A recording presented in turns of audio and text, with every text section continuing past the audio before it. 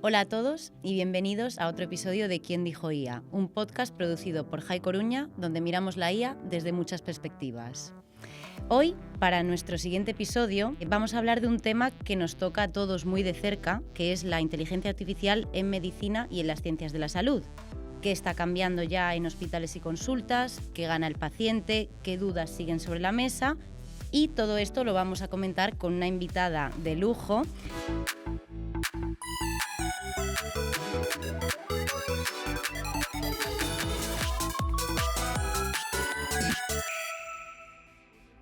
Y es que hoy nos acompaña la doctora María Jesús Díaz Candamio. Bienvenida.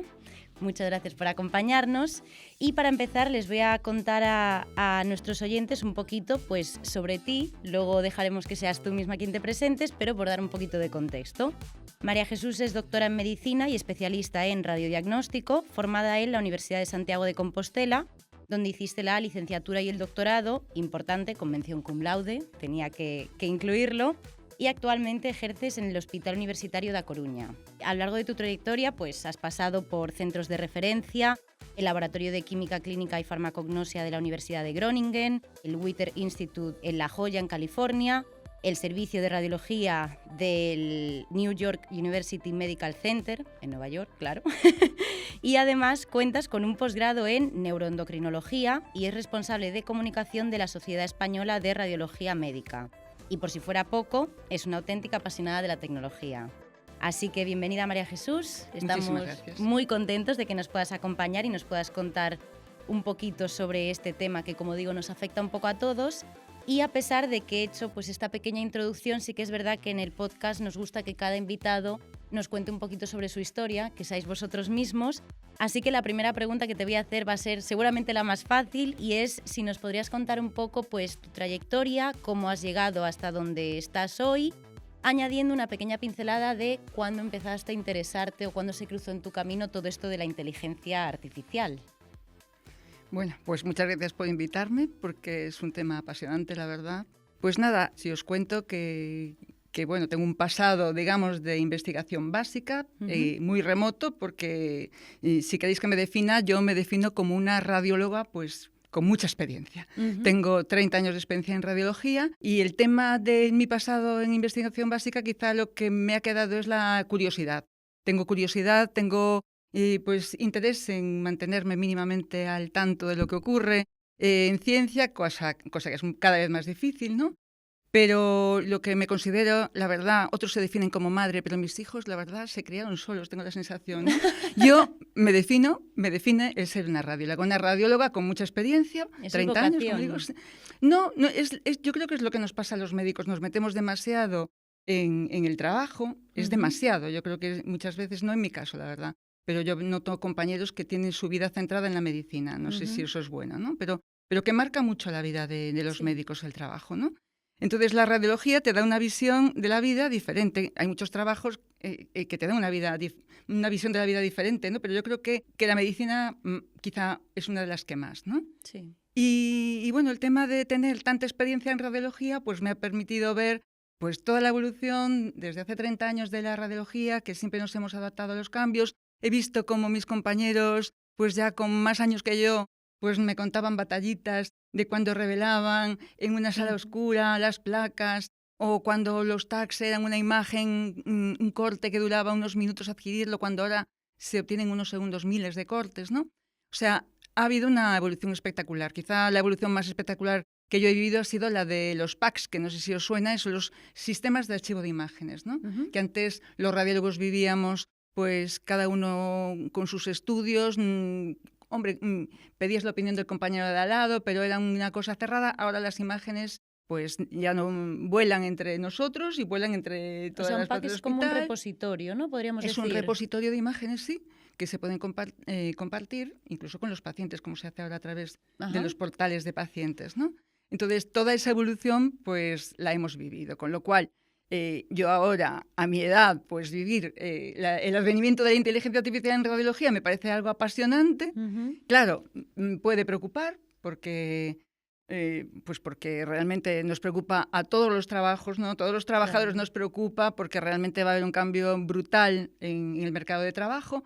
Pero así como los radiólogos fuimos los primeros quizá de los primeros que estuvimos en el punto de mira, porque no sé si vosotros conocéis la historia de Geoffrey Hinton, que es el padre del Deep Learning y no sé qué. Bueno, pues Hinton en 2016 dijo que había que dejar de preparar a los radiólogos, porque en 5 años iban a estar obsoletos, ¿no? Que se iba a automatizar, ¿no? Sí, entonces, eso lo dijo en 2016 y ahora casi han pasado 10 años y ahora hay un déficit a nivel mundial de radiólogos que es muy preocupante, porque de la radiología dependen los diagnósticos, y no solamente los diagnósticos, también hay tratamientos guiados por imagen. Entonces, es un problema enorme el que se está creando por haber confiado tanto en que la inteligencia artificial iba a ir tan rápido. ¿Qué va a pasar en los próximos años? Pues no lo sabemos, ¿no?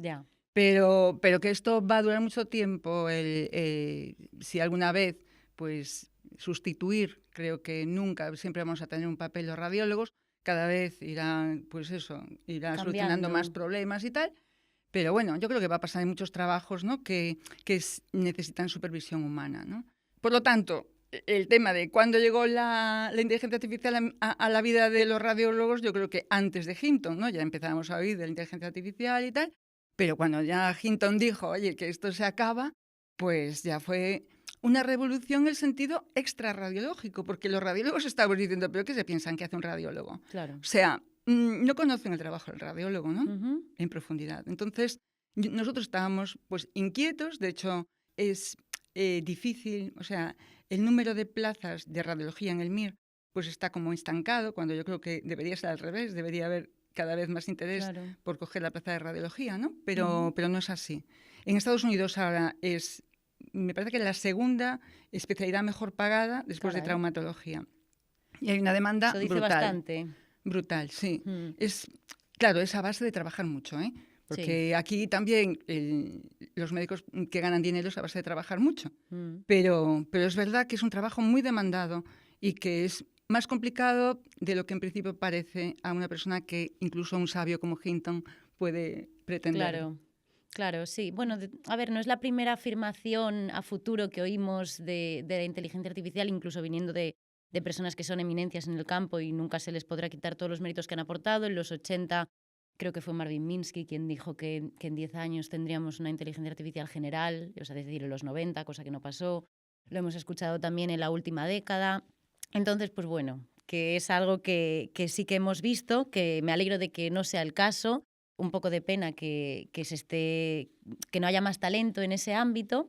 Pero bueno, como estos son temas de los que vamos a hablar hoy, porque vamos a tocar bastantes palos, todos muy interesantes, me gustaría iniciar la conversación haciendo un poco un control de situación, sobre todo por la gente que nos escucha, que sepamos un poquito pues, lo que está pasando ahora en IA y en medicina. Luego te preguntaré específicamente por radiología, pero pues contextualizar un poquito. Yo en mis notas me he traído 2 ejemplos que a mí me parecen espectaculares de IA en medicina. Por un lado, porque bueno, al final también el objetivo de los episodios es que todos aprendamos un poquito de inteligencia artificial, y uno de ellos es que lo conoces seguro, bueno, los vas a conocer todos, mucho mejor que yo, pero AlphaFold, que AlphaFold es de la empresa DeepMind, y básicamente está aquí para tratar de ayudar a resolver, no digo resolver del todo, porque yo sigo creyendo que hacen falta profesionales, pero tratar de ayudar a resolver el problema de la predicción de estructuras de proteínas. Y de hecho ha sido reconocida con el Premio Nobel de Química, un hito bastante relevante. De hecho, el Premio Nobel de Física también se entregó a alguien que contribuyó a, en este caso, las redes neuronales, lo cual nos dice un poco que la IA está un poco presente en todos lados. ¿Y por qué es importante este sistema AlphaFold? Pues al final esto, María Jesús, si digo alguna tontería, tú corrígeme por favor, que yo de IA sí, pero de medicina sé muy poquito. Pero bueno, básicamente la conclusión que llegué yo leyendo un poco es que son como estas proteínas son como pequeñas máquinas, y para saber qué hacen en el cuerpo necesitamos conocer su forma 3D. Y que esto pues ha sido un problema desde hace muchos años, un trabajo tedioso, un trabajo complejo. Y al final AlphaFold, que revolucionó un poco el mundo cuando salió, es un sistema de IA que, leyendo la secuencia de letras, predice la estructura. ¿Y en qué nos puede ayudar esto? Pues podemos acelerar investigaciones en entender mejor ciertas enfermedades, diseñar fármacos, básicamente pues tratar de mejorar distintos ámbitos de la medicina. Y por otra parte de AlphaFold me gustaría también poner sobre la mesa algo que se lleva utilizando muchos más años que AlphaFold, que es la IA en detección, pues por ejemplo, de lo que puede ser pruebas para el cáncer de mama. Se lleva utilizando ya muchos años. De hecho, investigando, descubrí que los primeros sistemas fueron aprobados por la FDA, la Administración de Alimentos y Medicamentos de Estados Unidos, en el 98. Es decir, hace ya antes de que la IA fuera lo que es hoy en día. Y hoy en día contamos con modelos capaces de estimar riesgo a 5 años vista, están trabajando de 6 a 10, al final eso no deja de ser un apoyo al diagnóstico de un profesional, pero bueno, quería poner estos dos sobre la mesa porque a mí me parecen particularmente interesantes, pero quería empezar nuestra conversación preguntándote qué avances recientes o no tan recientes, igual algo que te sorprendió hace un tiempo, destacarías tú en inteligencia artificial. ¿Cuáles te llaman más la atención? ¿Qué potencial le ves tú a sistemas con los que te hayas podido encontrar o sobre los que hayas podido leer? Bueno, no, quería hacerte un comentario porque precisamente yo la tesis la hice en mi antigua, en la antigüedad, sobre formas ¡Hala! moleculares de hormona de crecimiento, que es una proteína. ¿Ah, En aquel sí? momento simplemente estudiábamos por electroforesis, que había variantes moleculares. Tenía un proyecto para estudiar el receptor de la hormona de crecimiento, pero en aquellos momentos era una cosa que hoy te daría la risa, ¿no? Porque precisamente la estructura 3D, que ahora podemos conocer por inteligencia artificial, te hace conocer mejor los engranajes de esa proteína con su receptor, por ejemplo, ¿no? Y entonces esa información antes, pues, parecería hoy en día a años luz, ¿no? Ya. Precisamente, bueno, tenemos aquí un coruñés que está estudiando antibióticos gracias a la inteligencia artificial. Antes era simplemente por ensayo y error se elegían los antibióticos y ahora se eligen, pues eso, gracias a toda la información que da la inteligencia artificial, pues hay muchísimas más gamas de antibióticos que se pueden probar, ¿no? Claro. Ah, bueno, también te quería comentar en cuanto a la mama, que dices que desde el Sí. año, que dijiste 89, me parece. En él se aprobó No en sé, el 98. perdón, 98, claro. Sí. En el 98 era un sistema que se llamaba CAD. CAD es un sistema que simplemente pues, seleccionaba las clasificaciones o te marcaba al radiólogo un área sospechosa y entonces, pues eso se consideró un gran avance, hubo... Pues aquí muchos hospitales lo compraron.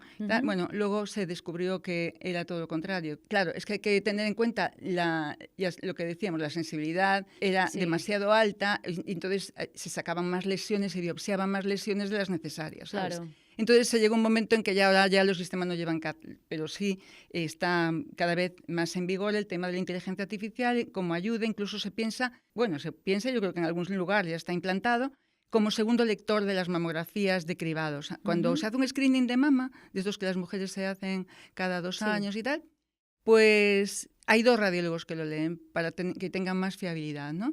Y entonces ahora lo que se está empezando a hacer es que lo lee la inteligencia artificial y un radiólogo, ¿no? Vale. Entonces eso agiliza muchísimo y bueno, es una de las aplicaciones que tiene mamografía, que yo creo que pues eso va muy adelante. Luego respecto a los adelantos así en general, ¿no? No por la inteligencia artificial, pues a mí me fascina el tema de la secuenciación del ADN, ¿no? Que yo también lo viví en mis inicios con Ángel Carracedo en la Universidad de Santiago, pues hicieron las primeras PCRs y, bueno, pensar que ahora el genoma humano entero se puede secuenciar en nada.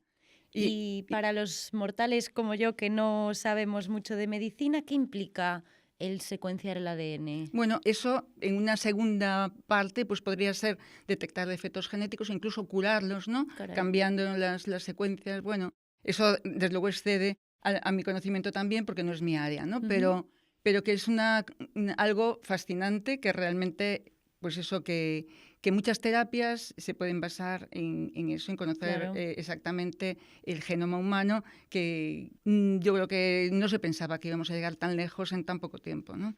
No sé, pues por ejemplo, los xenotrasplantes, los trasplantes de órganos de animales, eso que todavía no, están en mantillas, ¿no? Es otro tema muy interesante, porque realmente pues el tema de esperar a que alguien fallezca para sacarle los órganos, bueno, en fin, que son órganos, claro, que hay que humanizar, entre comillas, Claro. antes de pasarlo a un humano, ¿no? Pero eso nos tendremos que acostumbrar y ojalá sea posible, ¿no? Porque facilitaría mucho. Haría falta, entiendo, un cambio de mentalidad también Sí, entre sí. todos, pero bueno, a ver, si es salud y es en lo que se está trabajando, pues al final los que sabéis, pues sois los que marcáis cuál es el camino a seguir. Otra aplicación que también me acabo de acordar, que de hecho no la tenía en el guión, no sé por qué, porque hemos hablado mucho de aplicaciones orientadas a igual la parte más clínica, igual el trabajo más del médico, es ahora también toda la exploración que se está haciendo para todo el tema de la soledad no deseada, pues asistentes de IA, por ejemplo, con los que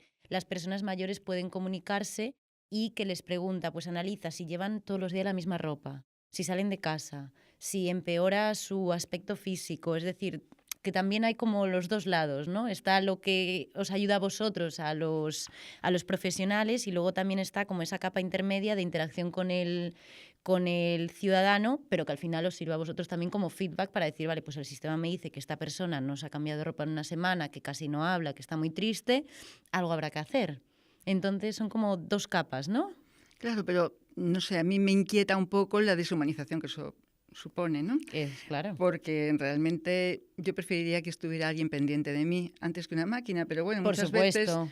muchas veces, claro. Y luego está el tema de la interacción. Dices, interacción, bueno, es unilateral, ¿no? Es él te controla, tú no controlas la máquina, ¿no? Claro. Pero bueno, desde luego todo lo que sea una ayuda y sobre todo pensando en el envejecimiento de la población, de todo el cuidado que vamos a tener pues ya muy pronto algunos y vamos, que hay una necesidad tremenda de cuidado, pues todo será bienvenido, pero claro.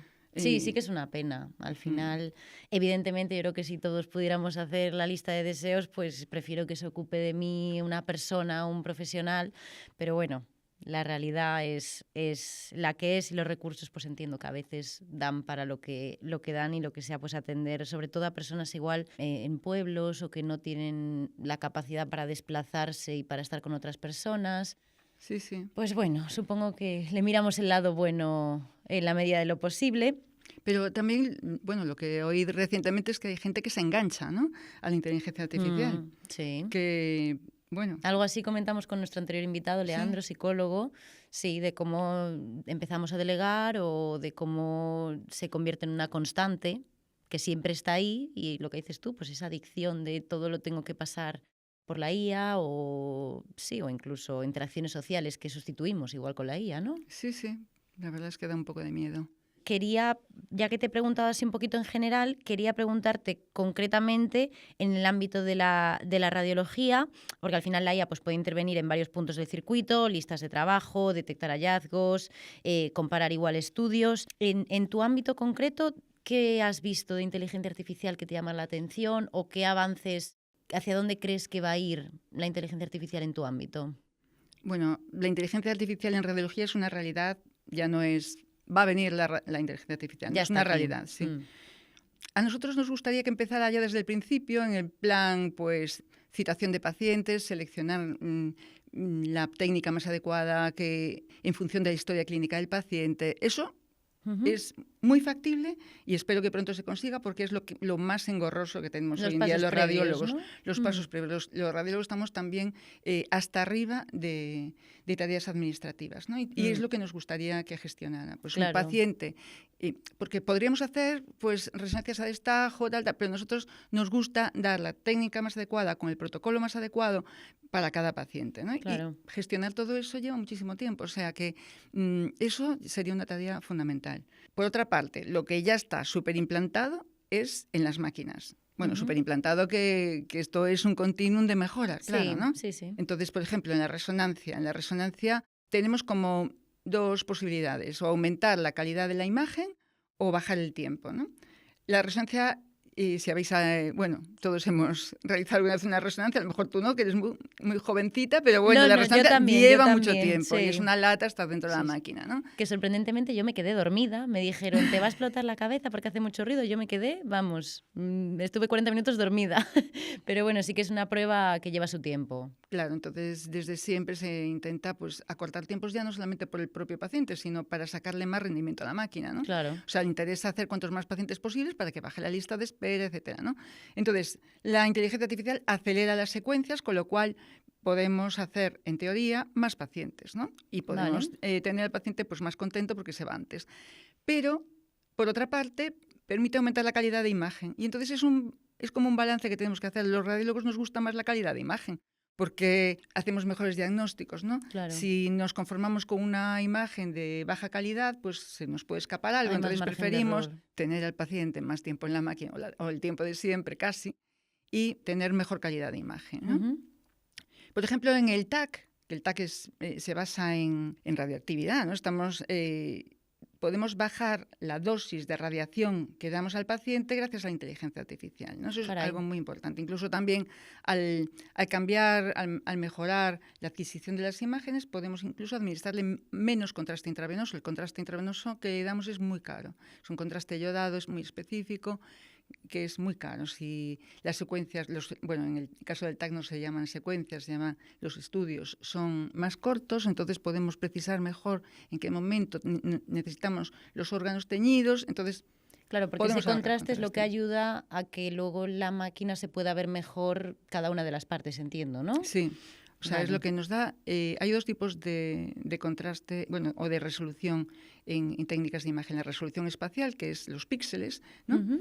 Y luego está la resolución de contraste. La resolución de contraste, que es la gama de grises que podemos distinguir, en el caso de las técnicas que solamente se basan en gama de grises, ¿no? Con un contraste, pues, por ejemplo, hacemos que el hígado esté un poquito menos oscuro y las lesiones pues queden cada más oscuras. O sea, es que nosotros nos basamos en muchas cositas para diferenciar cada tipo de lesiones, ¿no? Bueno, otro aspecto de la inteligencia artificial es que estamos viendo que puede detectar lesiones por características que no son perceptibles al ojo humano, ¿no? Claro. O sea que ahí estamos también pues cambiando. Y otras mejoras que vemos, os quería comentar que a lo mejor ya lo sabéis, y es que en muchos hospitales ya tenemos detección de fracturas en radiología simple en urgencias, ¿no? Eso aquí en el Hospital de A Coruña pues supuso una revolución hace año y medio, creo que fue hace 2 años ya que lo tenemos. En un momento en que había un déficit de radiólogos capaces de hacer guardias. Pues las guardias aquí pues hay muchísimo trabajo. Detectar fracturas supone, pues, estar viendo sin parar pacientes con placa simple con fracturas o no, pues supone restar tiempo a patologías más graves todavía, ¿no? Pues un aneurisma roto, y lo mismo pasa con la placa de toras. También se automatizó la detección de neumonías por placa de toras, ¿no? Y de neumotoras y tal. Y entonces, pues eso alivió mucho la carga de trabajo. ¿Qué pasa? No es perfecto. No es perfecto porque tiene que ser todavía revisado por el médico de urgencias. En ocasiones el médico de urgencias pide también el informe del radiólogo, a pesar de haber pasado por la inteligencia artificial. Pero el grueso de sin alteraciones, a veces se equivoca, pero pocas veces, ¿no? Pues alivia la carga. Alivia la carga mucho, sí. Claro. Sí, sí, es que creo que es importante también el entender y el comunicar que la IA no acierta siempre y no pasa nada, nadie acierta siempre. De hecho, es algo que iba a comentar en otra pregunta, pero me viene bastante bien porque ha sacado el tema. La IA al final, los sistemas de IA lo que te dan es un índice de confianza. Pues yo creo con un 80% que aquí puede haber una fisura, o yo creo con un 50% y luego lo que eliges es el umbral. Pues solo me avisas si tiene más de un 80%, porque todo lo demás consideramos que no tienes confianza suficiente.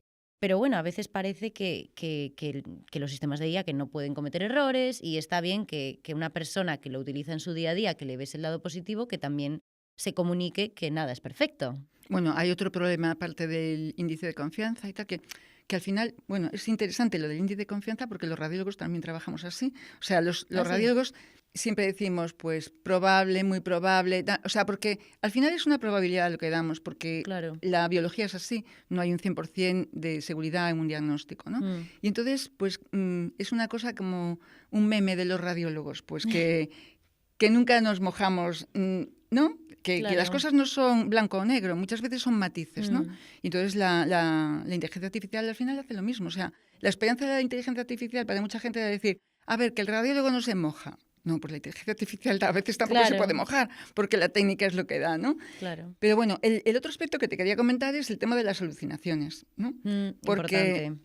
Porque, bueno, ya te digo, a mí me llama la atención pues que una mínima fractura en el carpo, dificilísima de ver, pues te la señala fantásticamente, pero a lo mejor, en rarísimas ocasiones, una fractura mucho más evidente en una pelvis, pues no la ve. La pasa por alto. ¿Qué pasa? Que esa la ve un humano, la ve el médico de urgencias, no hace falta ni que la vea el radiólogo. Entonces, Sí, por eso es tan importante la interacción, el trabajo con la inteligencia artificial. O sea, que no puedes decir, no veo la placa porque ya la vio la inteligencia artificial. Eso de momento es así. No sabemos, supongo que llegará un momento en que será mucho mejor la inteligencia artificial al 100% y será el robot el que nos diga, anda, sácate de ahí, que ya, ¿no? Pero yo no de lo creo, momento... me costaría creerlo, la verdad, porque, pues bueno, al final me refiero, yo siempre en el trabajo cuando me estreso digo, bueno, no salvo vidas, pero es que en vuestro caso sí salváis vidas, entonces...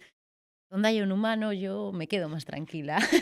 Por cierto, ahora que hablas de salvar vidas, que los radiólogos, como dices tú, en el fondo salvamos vidas de una manera desconocida y tal, pero hay una faceta del radiólogo que está entre los adelantos que deberíamos destacar a la hora de los avances de la medicina, que es la radiología intervencionista. O sea, tratar percutáneamente o por vía intravenosa cosas que antes que había que operar, ¿no? Entonces, que eso... lo metemos en el apartado anterior. Venga. Porque es un tema... O sea, ¿qué tema, tipo de tratamientos estamos hablando? Pues por ejemplo, pues tratamiento de tumores, una lesión hepática de cierto tamaño, en metástasis incluso múltiples, pues se pueden tratar percutáneamente. Caray. El músculo esquelético, pues muchas lesiones del músculo esquelético se hacen percutáneamente. Unas simples calcificaciones del hombro, se hace un lavado pinchando, o lo que una fascitis plantar. Sí, antes... pues había que abrir, por ejemplo, pues el síndrome del túnel del carpo, que tradicionalmente habría que abrir, pues ahora hay técnicas percutáneas o sea, se ha avanzado muchísimo y, claro, evita mucho sufrimiento del paciente, mucho ahorro también para las instituciones. Claro. O sea que es un avance espectacular en medicina. Qué guay. Yo no lo conocía, pero estoy aprendiendo un montón en este episodio, la verdad. Yo por lo menos estoy aprendiendo muchísimo. Y precisamente te dije que tenía preparado lo de la confianza para otra pregunta, que es la que te voy a hacer ahora, pero antes voy a poner un poquito de contexto, porque al final cuando, vamos a decir así, cuando se crea o se desarrolla un sistema de inteligencia artificial, ese sistema pasa por distintas fases. Pues primero está la concepción, es decir, qué es lo que queremos hacer, qué función tiene que tener, qué inputs va a recibir, va a ser una radiografía, va a ser un documento. Y hay una parte muy importante que quería comentar contigo, que es la evaluación. Ahora voy a ponerme un poco técnica, porque ya me conoces, sabes que yo soy un poco friki, entonces siempre me pongo un poquito técnica en algunos momentos del podcast, y es que evaluar un modelo de IA consiste básicamente en probar lo que yo he creado en un ambiente o en un entorno lo más parecido al mundo real, para asegurarme de que cuando yo esta herramienta se la doy a un médico vaya a funcionar. En medicina yo la he definido con dos palabras que me parecen muy importantes, que por un lado tiene que ser rigurosa y por otro lado tiene que ser inclusiva. Rigurosa porque tiene que seguir unos protocolos, evidentemente es medicina, tiene que tener un rigor lo que haga ese sistema de IA, pero para mí también tiene que ser inclusiva porque hay que probar con distintos pacientes, en distintos hospitales, con distintos médicos, porque no puede funcionar para unos pocos. Al final estamos hablando de medicina. Entonces, ¿qué pasa en esa fase de evaluación que a veces parece como algo un poquito abstracto? Pues yo voy a explicar un poquito la parte técnica y ahora quiero que tú nos cuentes la parte que percibes tú. Desde la parte técnica, pues como todo, pues son números que nos indican distintos aspectos de lo bien o lo mal que está trabajando el sistema de IA. Yo he apuntado 3, hay un montón. Está la exactitud o la precisión, pues el porcentaje de aciertos. Si tenemos 100 radiografías y clasifica correctamente 98, pues un 98% de precisión o de exactitud. Luego tenemos otro como es la sensibilidad. Por ejemplo, si de esas 100 radiografías hay 30 que están afectadas o que tendría que avisar al médico y identifica 27, pues la sensibilidad es de un 90. Cuanta más sensibilidad, menos casos reales se le escapan al sistema. Y luego está la otra, que es la especificidad, que me ha salido toda de corrido, pero es una palabra que me cuesta mucho decirla, pero básicamente la especificidad lo que mide es en aquellos casos donde no había una lesión, a cuántos no les dispara una falsa alarma. O sea, si yo tenía 100, 30 de personas que están, voy a decir malitas, porque yo los términos técnicos no me los sé, pues hay 70 que están sanas y solo confunde 7, pues entonces tiene un 90%. Es decir, cuanta más especificidad, ya me estaba saliendo demasiado bien todo seguido, menos avisos innecesarios. Por ejemplo, ¿qué podemos saber con esto? Pues que si el umbral este que hablábamos antes de avísame cuando tengo un 80%, pues en medicina, ¿qué quiero? Quiero minimizar los falsos positivos, porque no quiero estarle haciendo, lo que decías tú antes, no quiero estarle haciendo pruebas a gente que realmente no tiene una patología, pero también quiero jugar dentro de un umbral donde si el sistema tiene alguna duda, que lo corrobore un médico. Entonces, pues bueno, por la parte técnica, lo que pasa de puertas para adentro, vamos a decir así, es que se eligen unos números, este tipo de métricas y se mide el modelo. ¿Qué pasa? Que para mí el evaluar un modelo de IA va mucho más allá. Y lo que quería preguntarte es, para ti, en la práctica clínica, ¿qué consideras que es un éxito para un sistema de IA? Yo, por ejemplo, me he apuntado a algunos que puede o que no, puede ser que coincidas o puede que no, pues el número de reingresos, la rapidez con la que yo atiendo a un paciente, lo sencillo que es para el médico usar ese sistema de IA. Es decir, ¿cómo me dirías tú o cómo me dirías tú el éxito o la utilidad de un sistema de IA en tu día a día? Bueno, el tema es interesantísimo, claro. Y a la hora de valorar si los radiólogos somos sustituibles, precisamente se están haciendo estos estudios de sensibilidad y especificidad, comparando lo que hacen los sistemas de IA con los radiólogos. Muchas veces la inteligencia artificial gana en sensibilidad, pero pierde en especificidad. Claro. Con respecto a los radiólogos, ¿no? Entonces ahí realmente es cómo se está evaluando. Pero ¿qué pasa? Que en medicina cualquier medicamento, cualquier procedimiento, para que sea de uso clínico, tiene que pasar a unos sistemas muy rigurosos y se tiene que demostrar que es útil para el paciente. Se tiene que demostrar que si yo estoy evaluando la posibilidad de fracturas con este sistema de inteligencia artificial, pues estamos detectando más fracturas, estamos actuando más rápidamente y tal. Bueno, es muy difícil de evaluar. Y entonces, por eso, va a ir muy despacio el tema de la implantación en medicina, ¿no? Porque hay que ser pues muy rigurosos con ese tema. Bueno, respecto a esto, ahora me vino a la memoria un estudio que se publicó hace 10 días o sí, 2 semanas, que se llama un modelo que se llama Delphi 2M, creo que es. Pues es un sistema que predice la evolución no solo de una enfermedad, es el pronóstico vital de una persona de las enfermedades que va a sufrir una persona a lo largo del tiempo. Y se hizo con un sistema basado en ChatGPT-2. O sea, que se piensa que esto se puede perfeccionar muchísimo y tal, ¿no? Y se hizo en base a un estudio en 400.000 pacientes del Reino Unido y luego se utilizó para ver si era válido en Dinamarca en 2.000 pacientes. Total, que ahora, pues dices, es algo maravilloso, ¿no? Saber tu futuro es como una bola de cristal que te va a decir... Claro, yo no sé si miraría en esa bolita de cristal. Ahí está. No, es verdad. Pues yo opino así también, porque hay un problema que ya tenemos sin inteligencia artificial, es sobrediagnóstico. El sobrediagnóstico es, que a veces se habla de sobrediagnóstico y sobretratamiento, es que diagnosticar a una persona de una enfermedad que no le iba a machacar la vida. Eso lo tenemos muy claro en algún tipo de cáncer de mama, que hasta hace unos años pues había un subtipo que se operaba y tal, después ya se fue más prudente y tal. Bueno, quiero decir, hay que estudiar mucho en profundidad la evolución de cada subtítulo de lo que hoy consideramos carcinomas de bajo grado, porque no sabemos la evolución que iba a tener, ¿no? Entonces estamos pues convirtiendo en pacientes a muchas mujeres en este caso, ¿no? Y eso pasa con otro tipo de lesiones, ¿no? Y entonces, pues eso, el sobrediagnóstico y el sobretratamiento, que es un problema también con el advenimiento de la inteligencia artificial y con este tipo de sistemas de pronóstico, ¿no? Claro. A ti si te dicen, oye, que dentro de nada vas a ser diabético, pues no sé, lo lógico es que cambies tu dieta, sí, eso es lo que se intenta. Que toda la medicina que hasta ahora era, pues eso, tratamiento, pues que sea una medicina predictiva, una medicina además personalizada en función de, ya te dicen lo que vas a tener, pues oye, voy a actuar sobre ello, ¿no? Pero nos va a gustar eso realmente, es que es una cosa que... bueno, a ver, aquí cada uno, yo por ejemplo no miraría, igual si le preguntamos a otra persona dice, lo miro al momento, pero... Efectivamente.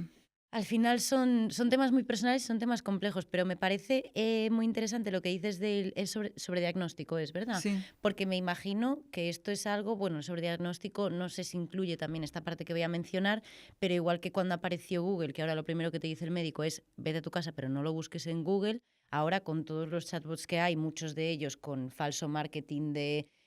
pon tus síntomas, que esto es súper seguro, no sé qué, no sé cuánto, entiendo que eso al final, pues para el paciente también supone una fuente extra de igual información que no necesitamos o que no deberíamos estar consumiendo. No sé tú esto cómo lo ves o si te ha pasado alguna vez de, no, es que lo metí en ChatGPT, los síntomas y tal, y me ha dicho esto y lo otro.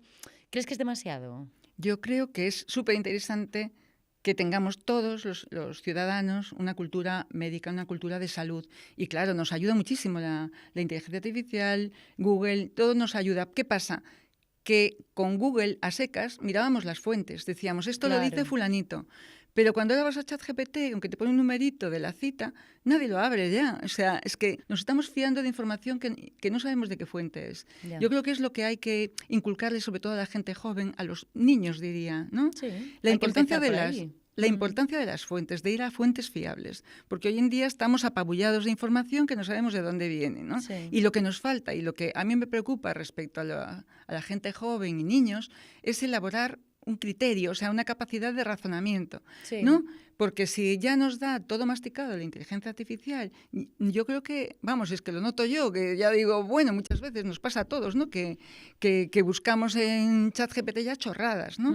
Llega un momento, si esto, pues tú eres un adolescente, ¿no?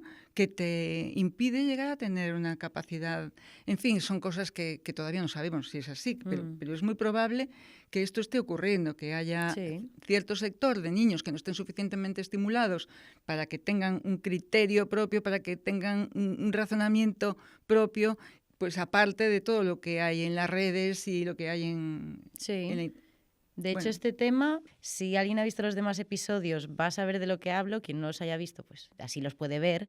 Lo comentamos, si no me equivoco, en el primer episodio con Fernando Suárez, que hay un profesor de una universidad que estudiaba la descarga cognitiva. Es decir, y de hecho lo comentamos con Leandro, todo el esfuerzo que yo dejo de hacer, porque ahora me lo hace la IA. Y encima de todo eso le sumas que estamos hablando del ámbito médico, que a todos nos da mucho miedo, sobre todo porque no tenemos conocimiento y estamos sobreinformados y de fuentes dudosas. Entonces, claro, ahí entramos en un tema un poquito más delicado y precisamente como penúltima pregunta, porque nos queda nuestra sección fija, que todos nuestros invitados tienen que pasar por ahí, sí que me gustaría preguntarte, en un ámbito tan sensible como es la salud, como es la medicina, creo que es esencial mantener a la vista pues, ciertos principios o ciertas competencias humanas que no deberían diluirse, como lo que acabamos de decir del pensamiento crítico, pues que no deberían diluirse. Aquí, por ejemplo, pues haciendo mi investigación, el juicio clínico, el pensamiento crítico, de hecho, lo tengo apuntado, para contrastar, puse sugerencias algorítmicas.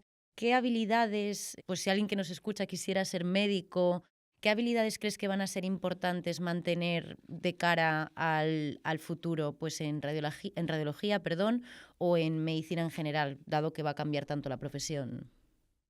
Desde luego la empatía va a ser fundamental, ¿no? El tener un contacto pues humano con el paciente, eso se va a valorar mucho, ¿no? La confianza, todo el tema humanístico, pues desde luego que es muy lo más importante. humano de todo. Sí, sí. De todas maneras, desde el punto de vista de la radiología, lo que está en una explosión es lo que decíamos antes del intervencionismo. O sea, ya no solamente interpretar imágenes, que eso va a tardar, ya te digo, mucho tiempo la inteligencia artificial en suplantar, digamos, al radiólogo, lo está apoyando y potenciando, ¿no? Pero el intervencionismo percutáneo, intravascular, pues eso está en auge y va más, ¿no? O sea, que esas habilidades son fundamentales. Pero respecto a interpretación de imágenes, yo insisto en que no es tan fácil, no es solamente ver fracturas, la interpretación de imágenes es sumamente compleja y entonces, pues que va a costar, que va a ser realidad y que va a revolucionar todo, que nos va a dar unas pistas que jamás hubiera un humano llegado a ellas. Yo estoy convencida de eso, ¿no? Pero que el proceso va a ser muy largo porque hay que estar muy seguros de cada pasito. Y lo que está pasando en este momento es que la inteligencia artificial no nos saca trabajo en general, salvo esos casos que te digo de detectar fracturas. ¿No? Es que sí, que nos está dando más trabajo. Muchas veces esos sistemas no están imbuidos en nuestros sistemas de trabajo, ¿no? Tenemos unos programas que están fuera, tenemos que salir para, ¿sabes? Entonces nos está dando más trabajo, con lo cual estamos deseando que nos ayude más todavía, porque realmente ha venido un momento en que necesitamos la inteligencia artificial, porque la complejidad es enorme, la complejidad de las técnicas de imagen es enorme. Ya, es que, a ver, yo de las dos, cuando te pregunté lo de la evaluación, dos que tenía apuntada, sin ser yo médico ni pretender serlo, pero que desde fuera como espectadora sí que parecen importantes, eran precisamente la facilidad para integrarse con el trabajo diario de un médico, pues que al final tienes que hacer muchas cosas, tiene que ser fácil, Y por otro lado, la explicabilidad y la trazabilidad. Es decir, para mí que el médico sea capaz de entender por qué un sistema toma X decisión o por qué no toma otra, me parece bastante importante. Pero bueno, me gustaría destacar que has empezado, y entiendo que es porque lo que te parece lo más importante, sobre todo las habilidades más humanas, que creo que es algo importante para transmitir a quien nos escuche, sea médico o sea lo que sea, porque al final lo estamos viendo en todos los trabajos. ¿Qué se valora cada vez más? Trabajar en equipo, la capacidad de comunicación. Entonces, pues bueno, creo que es importante mantenerlo en mente cuando hablamos tan a la ligera de automatizar un trabajo, pues como puede ser el de un radiólogo. Bueno, y ahora ya con esto llegamos a la última sección del podcast, o sea que tristes por un lado, pero es nuestra sección de Una más y me voy. Lo solemos decir igual más refiriéndonos a las cervezas, en este caso nos referimos a las preguntas, y en esta sección lo que hacemos es algo muy sencillo, pero yo creo que es bastante significativo. Cada persona invitada, en este caso tú, María Jesús, vas a responder a una pregunta que dejó nuestro invitado anterior, que fue Leandro. Leandro no sabía quién iba a responder su pregunta, y después de responder tú vas a dejar otra pregunta para el siguiente invitado sin saber quién es, porque no sabe quién es, de eso me he asegurado yo, que no le hemos dicho nada. Así que, con esto, te planteo la pregunta que nos dejó nuestro invitado anterior, que fue Leandro, con quien hablamos un poco de psicología y la mente en tiempos de IA, y nos dejó esta pregunta. Con mucho cariño, recibe mi pregunta con mucho cariño.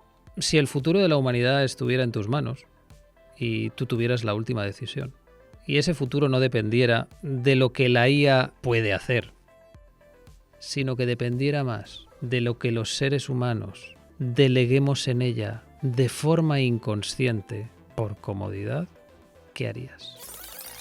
¿Cómo lo ves? Bueno, yo en radiología se lo digo siempre que viene alguien de inteligencia artificial a enseñarnos algo, le digo, por favor, haznos las medidas. Los radiólogos tenemos que coger un cursor para medir cada lesión en 3 dimensiones. O sea, tenemos que hacer un trabajo tedioso muchas veces, que eso es lo que pedimos, número 1, a la inteligencia artificial, las medidas de las lesiones. Eso nos haría sumamente felices. Luego el tema de pues, sacarnos trabajo administrativo de delante y tal. Y bueno, ¿qué más le pediría? Pues no sé, yo creo que con eso casi me conformaría. Con eso estás Porque feliz. además parece algo sencillo y realmente es algo que está en evolución, ¿no? Pero todavía no se consigue. Fíjate que parecen cosas sencillas, ¿no? Pero son medidas muchas veces tridimensionales y que a pesar de que consigue hacer las medidas, pues siempre tenemos que retocarlas. Pues por ejemplo para una aorta, para las medidas de una prótesis para la aorta, pues la verdad es que mejoró muchísimo, pero todavía necesita el toque humano. Bueno, dices que es fácil, igual esa facilidad te la da la experiencia, y transferir una experiencia humana a un sistema de ella no es tan fácil como parece, entonces... Bueno, eso lo hacen los ingenieros, o sea, el tema de... Claro, antes lo que hacíamos nosotros manualmente, los ingenieros, ¿no? Sí. Tú lo sabes, los expertos son los que elaboran estos programas pero podían ser más perfectos todavía, eso es lo que queremos, que Petición nos popular. encantan. Sí, Petición popular, tareas administrativas y las medidas de las lesiones. Sí, las medidas son horrorosas. Vale, eso es lo que delegarías tú en la IA y mantendrías, entiendo, todo lo que comentamos antes, pues, el contacto... Sí, el contacto humano, el expertise, o sea, del decir, bueno, yo creo que realmente la capacidad que tiene la inteligencia artificial para condensar toda la información no la puede tener un humano, un médico ni nadie, ¿no? Lo que preocupa, está saliendo ahora que, ¿sabes? Hay artículos que se rechazan, artículos científicos que se rechazan a posteriori, y que la inteligencia artificial se está basando en esos artículos rechazados para dar información. O sea, hay bastantes peligros ahí por el medio que son para coger así de puntillas, pero vamos, que aún hay que refinar un poquito las cosas. Queda trabajo, queda bastante trabajo. Muy bien, pues has respondido una pregunta difícil, porque la verdad es que Leandro no te lo dejó fácil. Leandro, si nos estás viendo, no se lo has puesto fácil, pero lo has sacado de maravilla.